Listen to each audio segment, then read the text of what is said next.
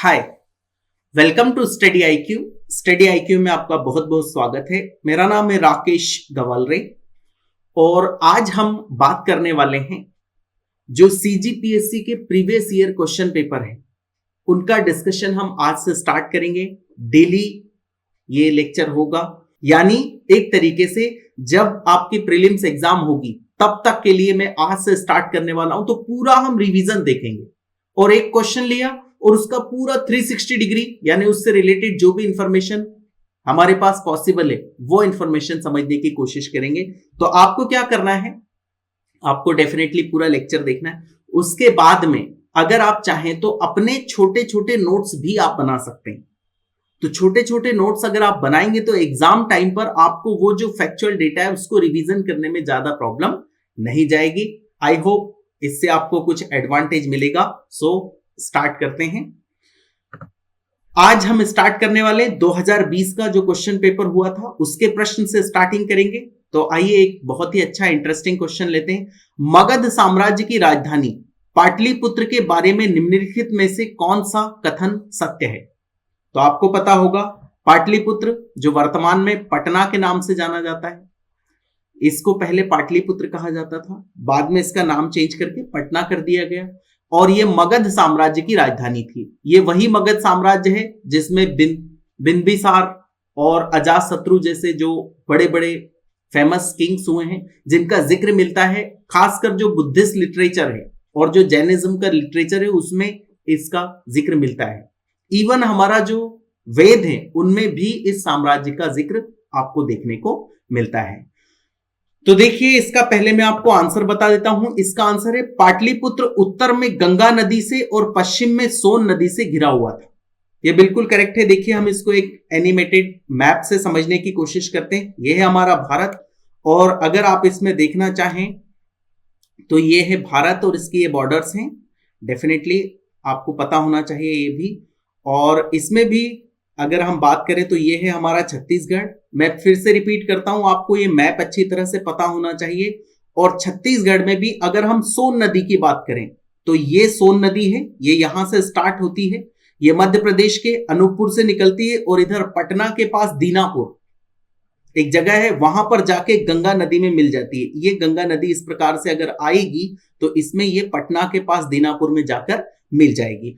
तो ये वाला जो पूरा पार्ट है अगर आपको दिख रहा हो तो ये वाला जो हिस्सा है ये पूरा का पूरा मगध साम्राज्य के अंडर में था। और मगध साम्राज्य तो बहुत फैला हुआ भी था, बट हाँ इसके नीचे नहीं था। इधर मगध साम्राज्य नहीं था। जो मगध साम्राज्य था वो इसके आसपास, इसके ऊपर ही आपको देखने को मिलता है। तो उत्तर यानी क्या, ये नॉर्थ में इधर गंगा नदी और इधर यहां पर अगर बात करें तो ये सोन नदी इसकी लिमिट थी। तो ये आपको अच्छी तरह से पता होना चाहिए। मगध साम्राज्य के बारे में इसके ऊपर प्रश्न बनते रहते हैं। देखिए एंशिएंट हिस्ट्री से ज्यादा प्रश्न परीक्षा में बनते नहीं, प्रीलिम्स में खासकर, और बनते भी हैं तो दो तीन चीजों से बनते हैं वो मैं आपको बता देता हूं। एक तो ये जो अशोक का कार्यकाल है उससे प्रश्न बनेंगे, तो अशोक के बारे में आपको अच्छे से पता होना चाहिए। एक बुद्धिज्म और जैनिज्म से प्रश्न बन सकता है जो कि जनरली बनता ही है, उससे भी प्रश्न आपको ध्यान देना है। और एक क्वेश्चन बन सकता है तो जो सिंधु घाटी सभ्यता यानी इंडस वैली सिविलाइजेशन है उससे प्रश्न बन सकता है। और इसके बाद में अगर पॉसिबिलिटी बनी तो जो वैदिक एरा है, जो वेद से संबंधित क्वेश्चन है वो हो सकते हैं। बाकी एंशिएंट हिस्ट्री में आपको ज्यादा दिमाग लगाने की जरूरत नहीं, क्योंकि ज्यादातर जो प्रश्न आते हैं वो कहां से आते हैं, मॉडर्न हिस्ट्री से आते हैं। मिडविल से भी क्वेश्चन आते हैं बट बहुत कम आते हैं, मिडविल से भी। एंशिएंट से तो बिल्कुल ही कम आते हैं, एक आध या दो प्रश्न आ गए तो बहुत हो गए, वैसे तो कभी कभी एक भी नहीं रहता है। मिडविल से और मॉडर्न हिस्ट्री से, मिडविल में से भी आपको एक आध प्रश्न तो देखने को मिल जाएगा। खासकर जो मुगल एम्परर का जो कालखंड था उससे प्रश्न देखने को मिलते हैं। और ज्यादातर जो प्रश्न आपको देखने को मिलेंगे वो मॉडर्न हिस्ट्री से देखने को मिलेंगे। तो आई होप ये आपको पसंद आया होगा। आगे बढ़ते हैं हम अगले प्रश्न पर आते हैं। निम्नलिखित कथनों पर विचार कीजिए तथा सही विकल्प को चुनिए। तो एक थे जीवात्रम कृपलानी, इनको कहा जाता है जे.बी. कृपलानी। और आपको पता होगा जब भारत आजाद हुआ था तब ये कांग्रेस पार्टी के अध्यक्ष थे और उस समय कांग्रेस पार्टी का काफी इन्फ्लुएंस था, एक ही पार्टी थी जिसने आजादी दिलाने में भी काफी रोल प्ले किया। तो देखिए मैं आपको एक टाइमलाइन बताता हूं, वो टाइमलाइन आपको ध्यान रखना है। अगर वो आप अपने दिमाग में बिठा लेंगे तो बहुत सारी हिस्ट्री, जो मॉडर्न हिस्ट्री, वो आपको क्लियर हो जाएगी। देखिए ध्यान देना, थोड़ा सा पेशेंस रख के, सिंस हम रिवीजन कर रहे हैं तो ये सारी चीजें तो होंगी। सबसे पहले इंपॉर्टेंट जहां से स्टार्ट होता है, 1885 में किसकी स्थापना होती है? कांग्रेस की स्थापना होती है, ये आपने सुना होगा। और कांग्रेस की स्थापना के बाद में ये चलता है नरम दल का कालखंड। नरम दल यानी क्या? जो बिल्कुल निवेदन करते थे, एप्लीकेशन देते थे, ब्रिटिश लोगों से रिक्वेस्ट करने में बिलीव करते थे, वो उनका वर्चस्व रहता है कांग्रेस पार्टी में। कब से कब तक? ये रहता है लगभग 1907 तक।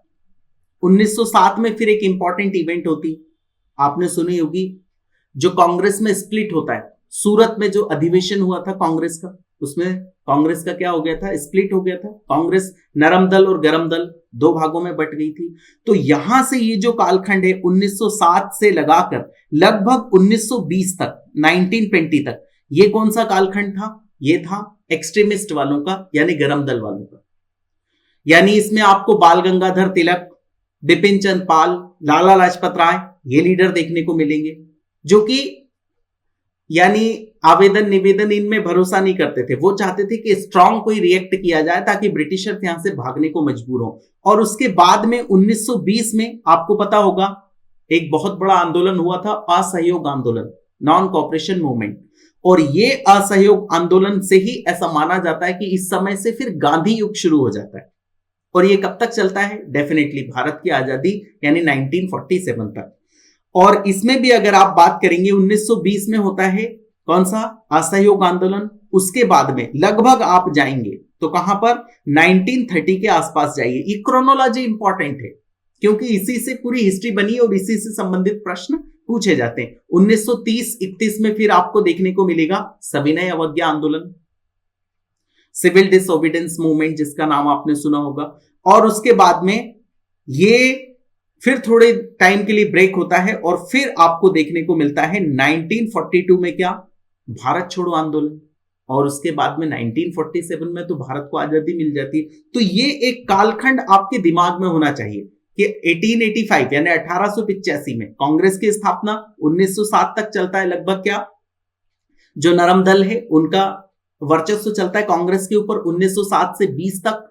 फिर चलेगा हमारे पास गरम दल यानी लाला लाजपत राय, बिपिन चंद्र पाल, ये सब लोग रहेंगे। उसके बाद में अगर आप आएंगे तो 1942 में भारत छोड़ो आंदोलन और उसके बाद लास्ट में 1947 में क्या आ जाती? भारत की आजादी। आई होप आप ये क्रोनोलॉजी याद रखेंगे। सो जब भारत को आजादी मिल जाती है उसके बाद जेबी कृपलानी जी जो थे, इनकी थोड़ी सी जो पूछ परख थी वो कांग्रेस में कम हो गई। बहुत सारे लीडर्स की कांग्रेस में पूछ परख कम हो गई आजादी के बाद में। तो इन्होंने 1952 में नाराज होकर क्या किया? एक पार्टी की स्थापना की। बट ये जो ईयर है ये गलत दिया हुआ है। उन्होंने इस पार्टी की स्थापना कब की थी? ये की थी 1951 में। 1951 में। इनका पूरा नाम क्या? जीवात्रम कृपलानी, ये इनका पूरा नाम है।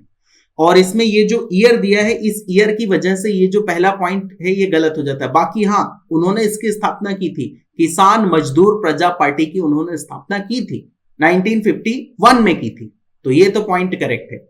बट इसमें ये जो ईयर है इस वजह से ये जो ऑप्शन है यानी ये जो पहला सेंटेंस है वो गलत हो जाता है। पीसी घोष यानी प्रफुल्ल चंद्र घोष और टी यानी तिरुल्लम ऐसा करके उनका नाम है, टी प्रकाशम किसान मजदूर प्रजा पार्टी से जुड़े हुए थे। ये बिल्कुल करेक्ट है। उस समय ये जो पीसी घोष थे ये क्या थे? वेस्ट बंगाल यानी पश्चिम बंगाल के मुख्यमंत्री थे। और टी प्रकाशम ये किसके मुख्यमंत्री थे? उस समय था मद्रास स्टेट, जो कि अभी कई सारे भागों में बंट चुका है, उसके ये मुख्यमंत्री थे। तो इन तीनों लोगों ने मिलकर किसान मजदूर प्रजा पार्टी का गठन किया था। तो ये सेकंड फैक्ट तो सही है, पहला वाला भी सही हो सकता था, बट इसमें 1951 होना था, इस वजह से गलत हो गया। तो इसका आंसर क्या आता है? इसका आंसर आता है एक गलत है लेकिन दो सही है। ब्रिटिश इंडियन एसोसिएशन के प्रथम अध्यक्ष कौन थे? तो इसका आंसर है राधाकांत देव। और ये जो एसोसिएशन है इसकी स्थापना कब की गई थी? तो ये की गई थी 1851 में। ब्रिटिश इंडियन एसोसिएशन की स्थापना होगी 1851 में। और उसके स्थापना जब की गई थी तो इसके जो अध्यक्ष बने थे वो राधाकांत देव जी बने थे, और इसके जो महासचिव बने थे वो आपको ध्यान रखना है, तो वो रविंद्रनाथ टैगोर जी जो थे, गुरुदेव रविंद्रनाथ टैगोर, उनके पिता देवेंद्रनाथ टैगोर जी इसके महासचिव बने थे। और इस एसोसिएशन ने अपनी कुछ डिमांड रखी थी, और वो डिमांड ये रखी थी कि पहले तो आप क्या करिए कि जो इंडियन लोग हैं उनके लिए आप एजुकेशन का प्रबंध करिए, यानी प्रॉपर कॉलेजेस ओपन करिए। इसके अलावा जो अशिक्षा फैली हुई है लोगों को पढ़ने के लिए एनकरेज करिए, एक काम ये करिए। तो एजुकेशन का उन्होंने एक पॉइंट रखा था। और दूसरा इंपॉर्टेंट पॉइंट ये रखा था कि जो ईस्ट इंडिया कंपनी है, ब्रिटिश ईस्ट इंडिया कंपनी, उसकी मोनोपोली थी। किसके ऊपर मोनोपोली थी? जो बिजनेस है यानी ट्रेड है, वो सिर्फ ब्रिटिश ईस्ट इंडिया कंपनी ही बाहर कर सकती थी, यानी एक्सपोर्ट इंपोर्ट का जो राइट था वो सिर्फ ब्रिटिश ईस्ट इंडिया कंपनी को था। तो उसकी ये जो मोनोपोली है इसको आपको खत्म करना है। तो ये दो इंपॉर्टेंट मांग इसने रखी थी ब्रिटिश इंडियन एसोसिएशन ने। और इसके अध्यक्ष बने थे कौन? राधाकांत देव जी और देवेंद्रनाथ टैगोर, जो कि गुरुदेव रविंद्रनाथ टैगोर के पिता थे, वो बने थे इसके महासचिव। आई होप आप ध्यान रखेंगे। फिर ये क्वेश्चन तो हमारे आयोग ने हटा दिया है, फिर भी हम इसके बारे में बात कर लेते हैं क्योंकि इस पे भी प्रश्न बनते रहते हैं। भारतीय राष्ट्रीय कांग्रेस का त्रिपुरी सम्मेलन कब आयोजित हुआ था जिसमें नेताजी सुभाष चंद्र बोस कांग्रेस के अध्यक्ष मनोनीत किए गए थे? 36, 37, 38, 39। तो देखिए, आपको पता होगा कि ये जो सेशन हुआ था ये हुआ था 1939 में। फिर आप सोच रहे होंगे कि फिर इसको आयोग ने हटा क्यों दिया? तो मेरा ऐसा मानना है कि ये जो मनोनीत शब्द है इसकी वजह से शायद हमारे आयोग ने हटा दिया इसको। क्यों? क्योंकि वो अध्यक्ष मनोनीत नहीं हुए थे बल्कि चुने गए थे, इस वजह से शायद इसको आयोग ने हटा दिया। और त्रिपुरी अभी जो वर्तमान में आपको देखने को मिलेगा मध्य प्रदेश के जबलपुर में, वहां पर यह सेशन हुआ था और थोड़ा सा गांव जैसा एरिया था। और उस समय एक इंटरेस्टिंग बात हुई थी, आप सभी जानते होंगे कि जो महात्मा गांधी जी थे, महात्मा गांधी जी ने अपना कैंडिडेट अलग बताया था कि भाई ये मेरा कैंडिडेट है, इसको आपको जिताना है। तो पहले उन्होंने मौलाना आजाद को बोला, वो उन्होंने फिर अपना नाम वापस ले लिया, इनका नाम देखने की वजह से, सुभाष चंद्र बोस की वजह से। बाद में फिर उन्होंने अपना कैंडिडेट किसको डिक्लेयर किया था? पट्टाभी सीतारामैया। और सुभाष चंद्र बोस, जो नेताजी सुभाष चंद्र बोस थे, इन्होंने अपनी कैंडिडेचर डिक्लेयर की। और ऐसा हुआ, गांधी जी के समर्थन के बावजूद जो पट्टाभी सीतारामैया थे वो अध्यक्ष पद का जो चुनाव था वो हार गए। इसके बाद में गांधी जी और सुभाष चंद्र बोस, इन दोनों में क्या हो गए? मतभेद हो गए। वो इस वजह से हो गए कि जब वो चुनाव जीत गए उसके बाद में जो कार्यकारिणी थी उसमें सारे के सारे जो लोग बैठे हुए थे वो गांधी जी के समर्थक थे। तो सुभाष चंद्र बोस ने कहा था कि मैं अपने हिसाब से इसमें अपॉइंटमेंट करूंगा, बट उनमें फिर विवाद हो गया गांधी जी और नेताजी सुभाष चंद्र बोस में। और बाद में नेताजी सुभाष चंद्र बोस ने कांग्रेस पार्टी के अध्यक्ष पद से इस्तीफा दे दिया और कांग्रेस की जो सदस्यता थी उससे भी इस्तीफा दे दिया। इसके ऊपर कई बार प्रश्न आया है। उन्होंने फिर कांग्रेस छोड़ दी और बाद में आपको पता होगा कि वो जापान चले गए, सिंगापुर और हिटलर से मिलने के बाद में उन्होंने फिर आजाद हिंद फौज के लिए बहुत सारा काम किया। और फिर आजाद हिंद फौज ने भी अंडमान निकोबार आइलैंड को अपने कब्जे में ले लिया था। तो ये भी आपको पता होना चाहिए। त्रिपुरी अभी वर्तमान में कहां पर है? जबलपुर में है। तो इसमें से 1939 इसका सही आंसर होना चाहिए, बट सिंस ये मनोनयन शब्द है शायद इस वजह से आयोग ने इसको हटा दिया। अगले प्रश्न पर आते हैं। 1920 में आयोजित all India trade union Congress के उद्घाटन सत्र की अध्यक्षता किसने की? लाला लाजपत राय, बाल गंगाधर तिलक, बिपिन चंद्र पाल और सुरेंद्रनाथ बनर्जी। तो इसका सही जवाब है लाला लाजपत राय। और देखिए, आपको लग रहा होगा लाला लाजपत राय कहां के लीडर थे? पंजाब के। तो फिर इसका सेशन कहां पर हुआ होगा? अध्यक्षता उन्होंने कहां की होगी? तो आपको कहीं लाहौर या फिर कोई पंजाब का शहर समझने को आ रहा होगा, बट ऐसा नहीं है। इसकी जो स्थापना की गई थी उस समय मुंबई का नाम था बॉम्बे। तो बॉम्बे में इसकी स्थापना की गई थी और वहीं पर इसका उद्घाटन सत्र भी हुआ था। और उसमें अध्यक्ष बने थे कौन? लाला लाजपत राय। और इसमें बड़े बड़े कांग्रेस के लीडर थे। एक तो उसमें से थे मोतीलाल नेहरू जी भी इसमें शामिल हुए थे, यह आपको ध्यान रखना है, मोतीलाल नेहरू। और इसमें एक और फेमस पर्सनालिटी शामिल हुई थी इस उद्घाटन सत्र में, और वो कौन से थे? वो थे मोहम्मद अली जिन्ना। मोहम्मद अली जिन्ना जिन्होंने बाद में भारत का पार्टीशन किया। तो ये आपको ध्यान रखना है। सेशन कहां पर हुआ था? बॉम्बे में हुआ था। अध्यक्ष कौन चुने गए थे? तो लाला लाजपत राय चुने गए थे, बट उसमें बहुत ही फेमस लीडर्स यानी मोतीलाल नेहरू और मोहम्मद अली जिन्ना भी उस सेशन में शामिल हुए थे। आगे बढ़ते हैं। अच्छा, ये प्रश्न एग्जाम में इस वजह से भी आया, ध्यान देना, हमारी जो पीएससी थी वो कब हुई थी? 2020 में। इसको थोड़ा सा दिमाग में रखना है आपको जब भी आप स्टडी करते हैं। 1920 से 2020 तक कितने साल होते हैं? इसको लगभग 100 साल हो जाते हैं। तो जब भी किसी के 100 साल, 50 साल, 150 साल किसी चीज के होते हैं ना, तो जनरली पीएससी जितनी भी है उनके ऊपर प्रश्न पूछती है। यूपीएससी में भी ऐसा होता है और सीजीपीएससी में भी। आप देखिए, ये तो आपके सामने एग्जाम्पल है। इसके ऊपर जब आप स्टडी करते हैं तो ये थोड़ा सा ध्यान रखना कि किसको 75 साल हुए, किसको 100 साल हुए, किसको 150 साल हो गए। 200 साल वाली घटनाओं को भी वो पूछ लेते हैं कभी कभी। आगे बढ़ते हैं। प्रसिद्ध चित्रकार नंदलाल बोस किस वर्ष कला भवन के प्रिंसिपल बने थे? अब ये कला भवन क्या है? तो आपने शांति निकेतन का नाम सुना होगा, जिससे संबंधित थे गुरुदेव रविंद्रनाथ टैगोर। और इसी शांति निकेतन में ये एक इंटरनेशनल यूनिवर्सिटी टाइप थी, और इसी में एक उन्होंने डिपार्टमेंट स्थापित करके रखा था, कला भवन। और ये कला भवन किससे संबंधित था? जो पेंटिंग होती है ना, उससे संबंधित ये था। इसमें कोई बच्चा अगर पेंटिंग वगैरह सीखना चाहे तो आके यहां पर एडमिशन ले सकता है, ऐसा था। तो नंदलाल बोस जी बहुत ही फेमस पर्सनालिटी, अवनींद्रनाथ टैगोर, अवनींद्रनाथ टैगोर इनके क्या थे? इनके थे वो शिष्य। अवनींद्रनाथ टैगोर एक फेमस चित्रकार रहे हैं, ये भी, इनके बारे में भी आपको पता होना चाहिए। और ये भी संबंधित है किससे? ये संबंधित हैं, अवनींद्रनाथ टैगोर जी हैं, ये भी टैगोर फैमिली से संबंधित है। हालांकि रविंद्रनाथ टैगोर के माता पिता इनमें से वो कुछ नहीं रहे, बट हाँ, टैगोर फैमिली से संबंधित है अवनींद्रनाथ टैगोर। तो अवनींद्रनाथ टैगोर जो कि एक फेमस चित्रकार थे, उनके ये शिष्य थे नंदलाल बोस जी। इनका जन्म कहां पे हुआ था? डेफिनेटली बंगाल में हुआ रहेगा। और इनकी मृत्यु कहां पे हुई वो भी मैं आपको बता देता हूं, हालांकि इतना कोई नहीं पूछता। बिहार में इनकी मृत्यु हुई है, थोड़ा सा ऑड फैक्ट है, इस वजह से मैंने बता दिया। तो इन्होंने ये प्रिंसिपल कब बने थे? तो ये बने थे 1922 में।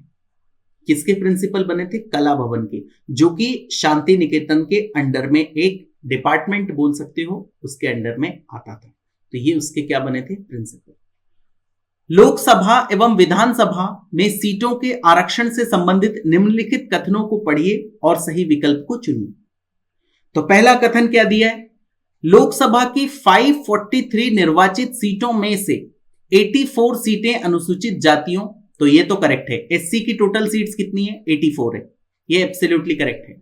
बट एसटी की जो सीट्स है वो 44 नहीं, एसटी की जो हमारी लोकसभा में सीट्स है वो 47 है, यह आपको ध्यान रखना है। और देखिए, एक और इंपॉर्टेंट डेटा भी आपको पता होना चाहिए कि 543 टोटल हमारी लोकसभा में सीट है, बट 2 जो सीट्स है ना, वो एंग्लो इंडियन कम्युनिटी के लिए है। ये इलेक्टेड नहीं होती, बल्कि नॉमिनेटेड बाय प्रेसिडेंट। प्रेसिडेंट इनको क्या करते हैं? नॉमिनेट करते हैं। एंग्लो इंडियन कम्युनिटी का कौन होता है? वो होते हैं जिनके मां या पिता, 2 में से एक क्या रहा हो? यूरोपियन रहा हो। उनके जो बच्चे होते हैं उन्हें कहा जाता है एंग्लो इंडियन मूल का, ये बंदा है या बंदी है, उसको, उनके लिए 2 सीट्स हमने लोकसभा में रिजर्व करके रखी है। सो 543 प्लस 2 यानी 545 टोटल सीट्स होती हैं, उसमें से 84 एससी के लिए और 47 एसटी के लिए। अब एक और इंपॉर्टेंट बात आपको मैं बता देता हूं, हमारे छत्तीसगढ़ में जो लोकसभा की सीट्स हैं वो टोटल कितनी है? 11। ये भी आपको मालूम होना चाहिए।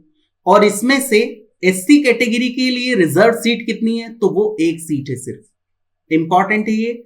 और एसटी के लिए रिजर्व सीट कितनी है? तो वो 4 सीट्स हैं। 11 में से 1 सीट किसके लिए? एससी के लिए, और 4 सीट किसके लिए? एसटी के लिए। तो ये भी आपको पता होना चाहिए, ये हमारे सीजी का डेटा है, इंपॉर्टेंट है, ये कभी ना कभी एग्जाम में आएगा। फिर आगे दिया किसी निर्वाचन क्षेत्र को आरक्षित करने का निर्णय परिसीमन आयोग द्वारा लिया जाता है। परिसीमन आयोग के बारे में आपने सुना होगा, डीलिमिटेशन कमीशन। यानी देखिए ऐसा होता है डीलिमिटेशन कमीशन, जैसे ये पूरा भारत है, अब इसमें से मान लीजिए यहां पर मैंने भारत बनाया, इतने हिस्से को एक क्या बनाना है, लोकसभा कॉन्स्टिट्यूएंसी बनाना है, यानी एक लोकसभा क्षेत्र बनाना है। तो उसमें कितना एरिया शामिल करना है और कौन सा एरिया शामिल करना है, यह डिसाइड कौन करता है, परिसीमन आयोग डिसाइड करता है। अभी परिसीमन आयोग के बारे में भी हम बात करेंगे। तो देखिए किसी निर्वाचन क्षेत्र को आरक्षित करने का निर्णय परिसीमन आयोग द्वारा लिया जाता है, यह बिल्कुल करेक्ट है, क्योंकि ये जो परिसीमन आयोग है इसकी नियुक्ति कौन करती है, इसकी नियुक्ति एक एक्ट के माध्यम से होती है। एक्ट यानी क्या, जैसे हमने 1952 में एक परिसीमन एक्ट लेके आए थे, डीलिमिटेशन कमीशन, उसी से बनता है। फिर हमने एक लेके आए थे 1963 में, फिर हम लेके आए थे 1973 में, और फिर लास्ट में जो परिसीमन हमने किया है वो 2002 में किया है। ऐसा 4 बार हम परिसीमन कर चुके हैं। तो ये परिसीमन में ये डिसाइड होता है कि कौन से लोकसभा क्षेत्र का कितना एरिया हटा के कौन से एरिया में डालना है, किसकी एक सीट बनानी है। तो ये डिसाइड कौन करता है, परिसीमन आयोग। और परिसीमन आयोग की स्थापना कैसे की जाती है, तो परिसीमन आयोग की स्थापना एक एक्ट के माध्यम से की जाती है। एक्ट वैसा ही समझते होंगे, पहले सरकार बिल लेके आएगी, फिर वो लोकसभा में पास होगा, फिर वो राज्यसभा में जाएगा, फिर उसके ऊपर राष्ट्रपति साइन कर देंगे तो वो एक्ट बन जाता है, उससे फिर परिसीमन आयोग बन जाता है। आगे देखिए, परिसीमन आयोग की नियुक्ति लोकसभा के अध्यक्ष द्वारा की जाती है। ये बिल्कुल ही गलत फैक्ट है, क्योंकि मैंने आपको बताया ये एक्ट है, तो ये फिर ये कैसे करेंगे। इसका जो सेकंड वाला फैक्ट है यही करेक्ट है, बाकी के दोनों गलत हैं। इसमें से 84 एससी के लिए रहती है और 47 एसटी के लिए रहती है, इस वजह से ये गलत होता है। और ये बिल्कुल करेक्ट है कि निर्वाचन क्षेत्र का आरक्षण कौन डिसाइड करता है, तो वो डीलिमिटेशन कमीशन डिसाइड करता है, और ये गलत है। तो इसका आंसर होगा क्या, सी, यानी कथन 1 और 3 गलत है, लेकिन कथन 2 सही है, यानी बी वाला करेक्ट है। अगले प्रश्न पर आते हैं। निम्नलिखित कथनों को पढ़िए और सही विकल्प को चुनिए। तो इसमें पहला कथन देखिए, 44th संशोधन अधिनियम 1978 द्वारा संपत्ति के अधिकार को मौलिक अधिकारों की सूची से हटा दिया गया। यह बिल्कुल करेक्ट है। अब देखिए इसका कारण क्या है वो भी मैं बता देता हूं। पहले ये जो संपत्ति का राइट है ये फंडामेंटल राइट माना जाता था। फंडामेंटल राइट यानी इसको कोई वायलेट नहीं कर सकता। बट आपको पता होगा इसका दुरुपयोग करते हुए जो पहले जमींदार लोग थे या राजा महाराजा लोग थे जिनके पास बहुत सारी जमीन थी, वो क्या बहुत सारी जमीन लेके बैठे थे, इसका दुरुपयोग हो रहा था फंडामेंटल राइट का। तो सरकार ने सोचा कि इसको हटाया जाए और इसको किस में डाल दिया जाए, सिर्फ कानूनी अधिकार में डाल दिया जाए। इस वजह से ये जो 1978 का एक्ट आया इसको हमने किस में डाल दिया, इसके माध्यम से 44th अमेंडमेंट में जो संपत्ति का अधिकार था इसको मौलिक अधिकार यानी फंडामेंटल राइट से हटाकर एक विधिक अधिकार बना दिया गया। विधिक अधिकार यानी एक लीगल राइट है आपका, आपकी संपत्ति है, इस पे आपका लीगल राइट है, फंडामेंटल राइट नहीं। संपत्ति के अधिकार को संविधान के भाग 12 में अनुच्छेद 300A के तहत विधिक अधिकार बना दिया गया। ये बिल्कुल करेक्ट है, यानी पार्ट 12 का आर्टिकल 300A, इसमें हमने इसको क्या बना दिया, लीगल राइट की लीगली आप कोर्ट में इसके लिए फाइट कर सकते हो। तो ये दोनों पॉइंट सही है, बट मैं कुछ और इंटरेस्टिंग बात आपको बता देना चाहता हूं इसके बारे में। देखिए जब ये अधिनियम यानी संशोधन आया था 44th नंबर का, इसका एक इंपॉर्टेंट प्रोविजन है जो अक्सर परीक्षा में पूछा जाता है। 44th और 42nd दोनों अमेंडमेंट आपको पता होना चाहिए क्योंकि वो अक्सर किसी भी एग्जाम में आ जाते हैं। इन दोनों को मिनी कॉन्स्टिट्यूशन भी कहा जाता है। इसमें यह डिसाइड हुआ कि जो संविधान का बेसिक स्ट्रक्चर है उसको आप चेंज नहीं कर सकते। बेसिक स्ट्रक्चर में किसी प्रकार का आप कोई परिवर्तन नहीं कर सकते, सिर्फ आप एक ही कंडीशन में कर सकते हैं, और वो कंडीशन बहुत ही कम लोग जानते हैं। वो कंडीशन आपको पता होनी चाहिए क्योंकि वो कभी ना कभी एग्जाम में आएगी, मैं श्योर हूं। बेसिक स्ट्रक्चर अगर आपको चेंज करना है, बेसिक स्ट्रक्चर से मतलब क्या, जैसे मान लीजिए आपने क्या किया कि धर्मनिरपेक्ष शब्द आपको हटाना है, तो ये क्या हुआ, बेसिक स्ट्रक्चर में चेंज हुआ। या सेक्युलर शब्द आपको हटाना है, तो ये क्या हुआ, बेसिक स्ट्रक्चर में चेंज हुआ। बट ये करने के लिए आपको एक रेफरेंडम करना होगा, यानी जो भारत की जनता है उसके बीच में रेफरेंडम करना होगा और उसमें से कम 51% जो टोटल मतदाता हैं उन्होंने इसमें वोट करना चाहिए। मिनिमम 51%। 51% से कम अगर हुआ तो फिर आप इसको बेसिक स्ट्रक्चर को चेंज नहीं कर सकते। फिर इस 51% या उससे ज्यादा जो वोट होता है उसका रिजल्ट देखा जाएगा और जनता अगर चाहेगी रेफरेंडम के माध्यम से कि हाँ ये बेसिक स्ट्रक्चर, जैसे हम कल को सेक्युलर शब्द हटाना चाहते हैं, मान लीजिए हम ये जो धर्मनिरपेक्ष शब्द है इसको हटाना चाहते हैं, तो हम क्या करेंगे, एक रेफरेंडम करेंगे जिसमें कम से कम 51% लोगों का वोट चाहिए। उसके बाद में ही हम इस रेफरेंडम शब्द को हटा सकते हैं। सो आई होप आपको समझा होगा। आज इतना ही, फर्स्ट डे है, so this is the end of the video. कल भी आप देखना ना भूलिए, मैं ऐसा ही रिवीजन कंटिन्यू रखूंगा। और अगर आपको ये पूरा का पूरी इंफॉर्मेशन एक ही जगह पर चाहिए, छत्तीसगढ़ से संबंधित भी और ऑल इंडिया से संबंधित, ज्योग्राफी हो, हिस्ट्री हो, तो वो सारा का सारा हमने अपने जो कोर्स है उसमें मैंने खुद ने वो कोर्स डिजाइन किया है, उसको बना के रखा है, तो आप हमारा कोर्स परचेज कर सकते हैं। इस पे आपको डिस्काउंट भी अभी फिलहाल अवेलेबल है। So this is the end of the video. बहुत बहुत धन्यवाद। जय हिंद।